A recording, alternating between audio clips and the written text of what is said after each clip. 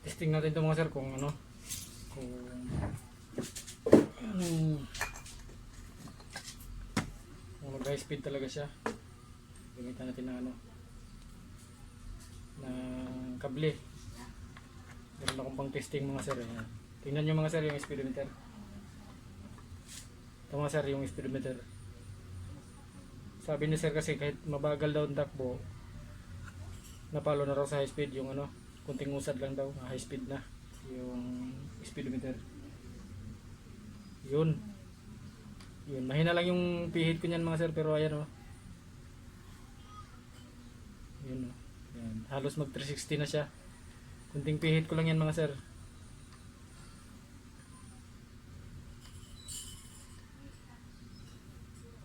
Yan. Oh. 360 na siya mga sir oh.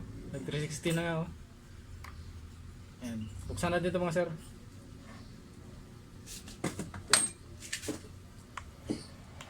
Marumi lang to.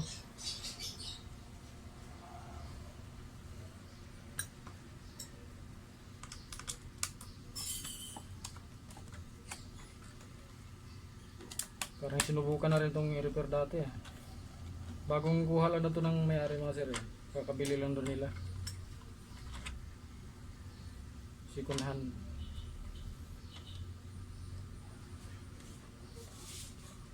Grabe mga sir, ang dumi.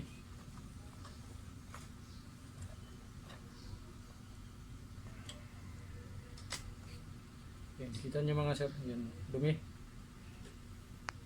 Yan yung dahilan mga sir, tanggalin natin yung mga dumi na yan.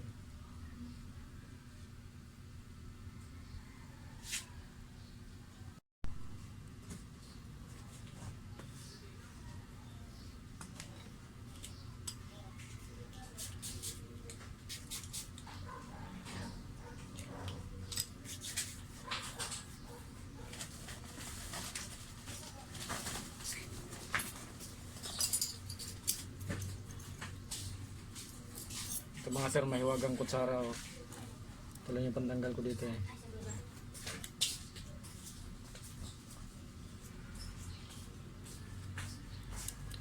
Yan. May huwagang kutsara.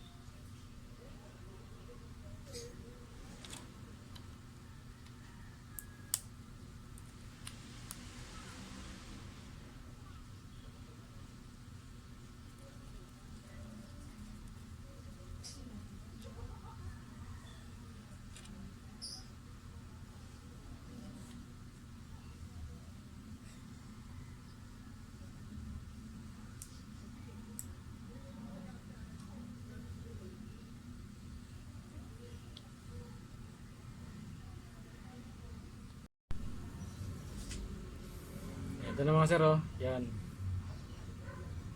Daming dumi, yan oh. Yung flywheel nya.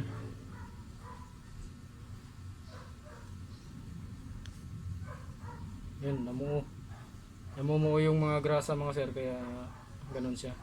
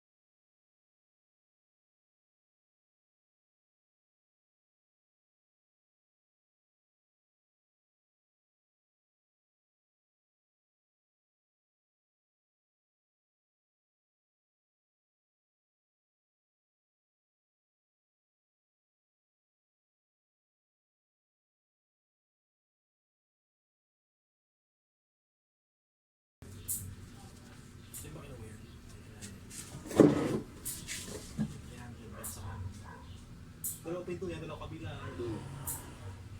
Pagbuhot ng bata yun, yung sabi ko. Kaya nga pagbuhot sa pelikula yun.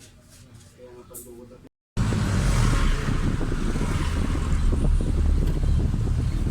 Mga sir, hindi na siya nag high speed yung adventure yan. Kaya lang hindi talaga nawala yung medyo likot ng needle niya kasi ano, maluwag na yung bushing doon sa may ano, salpakan ng shafting, yung konektado doon sa needle. Eh, wala kasing nabibiling repair kit noon eh. Pero at least hindi na siya ano, hindi na siya nag high speed. Yan, pag ganitong katulin daw takbo sa finisher dati, nasa 80 na sir na. Oo. 80. Pero ngayon normal na yung reading niya. Malikot lang yung ano, needle. Wala kasing nabibiling repair kit niyan eh.